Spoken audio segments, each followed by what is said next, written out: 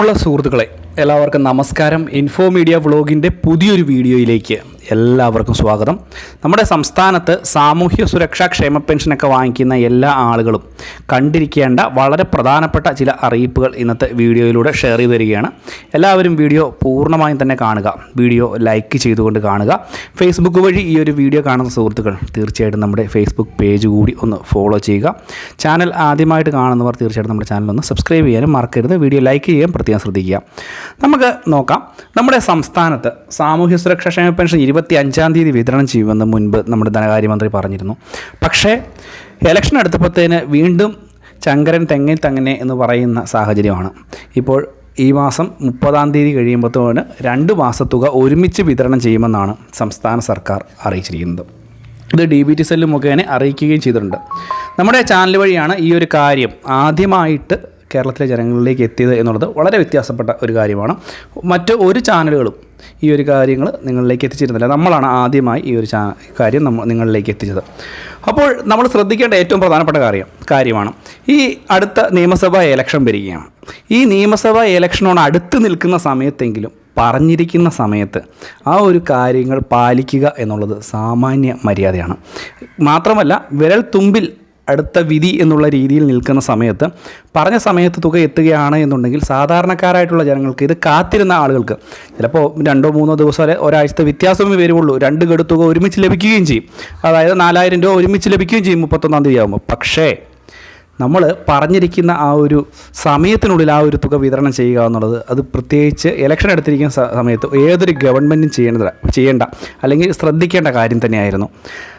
അതിനുവേണ്ടി 25-ാം തീയതിയിലേക്ക് കാത്തിരുന്ന, അല്ലെങ്കിൽ മരുന്ന് വാങ്ങിക്കാനോ മറ്റുമൊക്കെ ആയിട്ടുള്ള തുക, ഈ ഒരു തുകയ്ക്ക് വേണ്ടി കാത്തിരുന്ന ആളുകൾക്ക് അത് വലിയൊരു തിരിച്ചടിയായിട്ടുണ്ട്.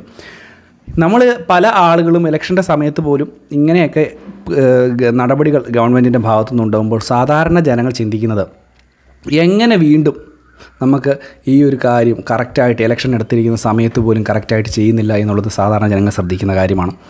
പക്ഷേ 2 മാസത്തെ ഗഡു തുക, 2 തുക നേരത്തെ തന്നെ ലഭിക്കുന്ന സാഹചര്യം കൂടിയാണ്. ഈ മാസത്തിൽ തന്നെ തുക വിതരണം ചെയ്യും. സാധാരണ അതാത് മാസത്തെ തുക വിതരണം ചെയ്യുക എന്ന് പറയുമ്പോൾ ഈ മാസത്തിൽ തന്നെ ഈ പ്രാവശ്യത്തെ തുക വിതരണം ചെയ്യും. പക്ഷേ എന്തിനു വേണ്ടിയാണ് നേരത്തെ തന്നെ തുകയുടെ വിതരണം ഉണ്ടാകുമെന്ന് പറയുന്നത്?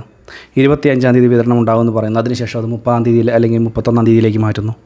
ഇത് പറയേണ്ട സാഹചര്യമില്ല. ഒന്നെങ്കിൽ തന്നെ ആ സമയത്ത് തന്നെ പറയാം. ഇതെല്ലാം വലിയ തിരിച്ചടികൾ നേരിടേണ്ട സാഹചര്യം ഉണ്ടാകും. മാത്രമല്ല സാധാരണ ക്ഷേമ പെൻഷൻ വാങ്ങുന്ന ആളുകൾ എന്ന് പറയുന്നത് വലിയ സാമ്പത്തിക ശേഷിയൊന്നുമുള്ള ആളുകളല്ല.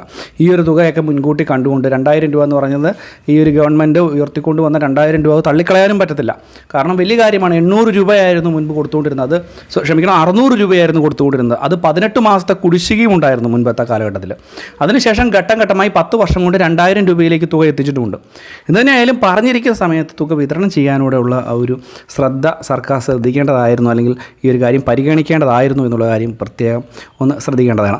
മാത്രമല്ല ഇനിയിപ്പോൾ ഇലക്ഷൻ്റെ സമയത്തൊക്കെ പലതരത്തിലുള്ള പ്രഖ്യാപനങ്ങളും വന്നു തുടങ്ങിയിട്ടുണ്ട്. 3000 രൂപയ്ക്കാണ് പല രാഷ്ട്രീയ പാർട്ടികളും ഞങ്ങൾ അധികാരത്തിൽ വന്നാൽ 3000 രൂപയിലേക്ക് ക്ഷേമ പെൻഷൻ.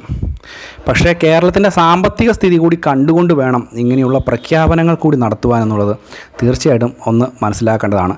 കാരണം 5 വർഷം കഴിയുമ്പോൾ നിങ്ങൾ ഇറങ്ങിപ്പോവും. ഈ ഒരു ഭാരം മുഴുവൻ കേരളത്തിലെ ജനങ്ങളുടെ തലയിലാണ്, അല്ലെങ്കിൽ അവരാണ് ഇത് അടച്ചു തീർക്കേണ്ടത് എന്നുള്ള കാര്യം ഒന്ന് പ്രത്യേകം ഓർക്കുന്നത് നല്ലതായിരിക്കും.